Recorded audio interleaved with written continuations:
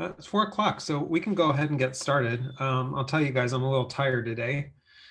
Um, Special shout out to Patty Anderson and also Shane for helping me get a grant proposal in to fund some of our digital programming last week, but that took a lot of my time and energy. So um, I'll be a little more sedate today, I think. But what we're gonna do is we're gonna go ahead and get started, and we're continuing to honor essential workers in this presentation today. And I'm taking the entire month of May to celebrate Jersey City's heroes. If you'll remember, last week we talked a bit about teachers and nurses, and this week we're going to thank everyone who's involved with food, with deliveries, with transportation and logistics as well. And that includes so many members of our community, people at grocery stores, the pharmacies, pharmacists, convenience stores, selling human food, animal food as well. I don't know if you just heard my dog bark, he's out back carrying on a little bit.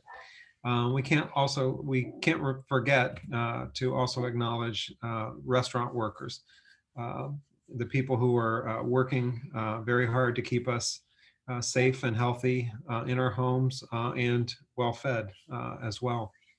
A lot of us have been supporting local businesses by having food delivered. I'm guilty of that as well, although I've also been taking some time to learn how to cook a little bit, learning a few new tricks. But I want to acknowledge all of those who provide the delivery services from the U.S. Postal Service, FedEx, UPS, Amazon, and so many others. I know many of us would not be able to survive as well or as comfortably if we didn't have those services, so we need to thank them. We also have to thank as well those who are continuing to provide transportation to people who are still working and traveling about the city, all the bus drivers, all of the ferry operators, train operators, airplane staff, airline staff, who remain at work dedicated to providing those critical transportation services. All of this is possible. We're able to stay at home because so many others are out there working hard on our behalf. I want to give a shout out to some of the local Heights businesses, Cocoa Bakery in particular. Michael and I have been busy supporting some of our local stores. We're new to the Heights area, so we're still learning what's around, but of course we found a good bakery right away. So special shout out to Cocoa Bakery. Next week, I want to mention that we will be starting a new segment, which is spotlighting local businesses. And I look forward to interviewing some of our local shopkeepers about their business and what they've been doing during the pandemic, and also what their plans are for the future for the city. So look forward to that. Today is a statewide Census Day of Action.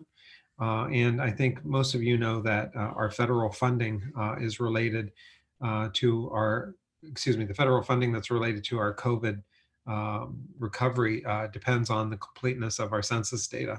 In fact, most federal funding is tied to population.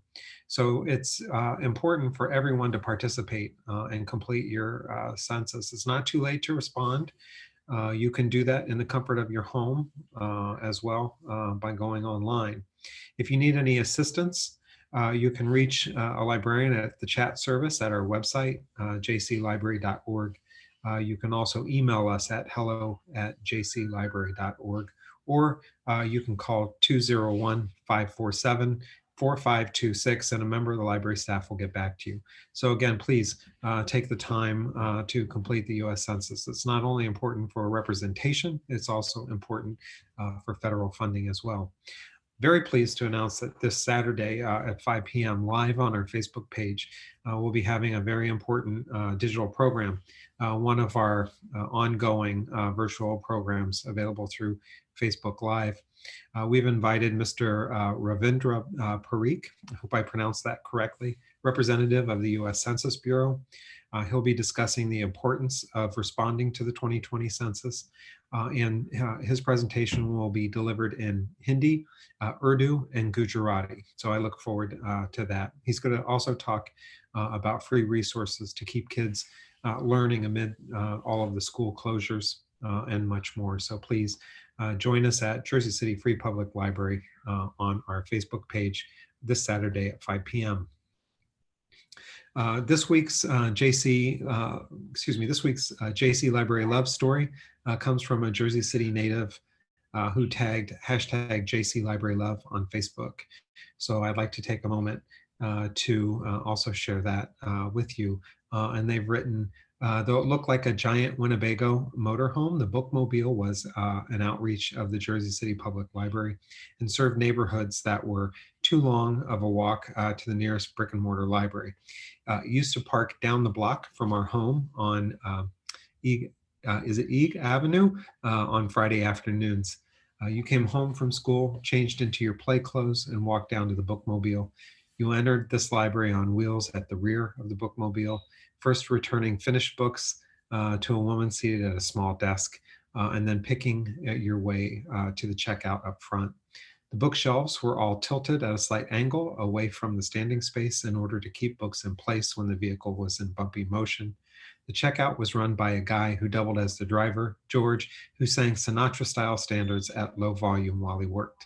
The bookmobile carried lots of titles for those of us of grammar school age. It was fun to check out a few books on Friday afternoon. Oh, I'm being corrected.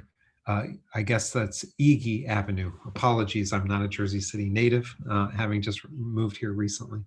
But he goes on to say, the bookmobile carried lots of titles for those of us grammar school age. It was fun to check out a few books on Friday afternoon and curl up with them in bed after sleeping late on a Saturday morning. You can continue to share your stories with us by tagging us at hashtag JCLibraryLove or email us at hello@jclibrary.org. The Jersey City Free Public Library Foundation, which supports the mission of the JC Library, is taking part in Hudson Gives today. Hashtag Hudson Gives is a 24-hour online giving day just for Hudson County. I went live just this afternoon at 2:30 with the Hudson County Chamber of Commerce. I hope you're able to see it. I think it's probably still archived on their site, their Facebook site, Hudson County Chamber of Commerce. And you might be wondering why you might want to give to the Jersey City Free Public Library Foundation. Every time you donate to the Library Foundation, you make a difference in the community, and your contribution will help the Jersey City Library to continue to serve the diverse and growing Jersey City community now and long into the future. Libraries are interesting places these days. We continue to provide all of the traditional services that you would expect us to provide in terms of checking out books. At the same time, we see a growing array of services that are virtual or digital. And there's an expectation of our users that will provide both the traditional print and then also all of these new resources that are only available digitally. So as our services and resources grow, it stretches our budget. So any contribution that you can make is an important one to help us to continue to provide the best services possible while also expanding services in order to meet the needs of our community. So at this point, I want to get into the question and answers. Oh, and I want to thank you to the 13 donors who have contributed 790 days so far today. Let's try to make it to $2,000 at least. Yes, Cecil, let's try to make it to 2,000. So every donation you make can help us to get to that goal. One of the questions that came in was, do you need a Facebook account to watch the library's programming? No, you do not. You can put our Facebook page website address in your browser and you can watch our programming from your phone, your tablet, or your computer. And somebody also asked, how do we contact the library? You have 3 easy ways to do that. You can go to jclibrary.org, our website, and you'll find a live chat service that's available there 7 days a week. You can email us at hello@jclibrary.org, or you can also call us at 201-547-4526. And if you want to reach me, you can always email me at director@jclibrary.org. With that, I'll see if there are any questions in the chat. Happy to answer any questions that you might have.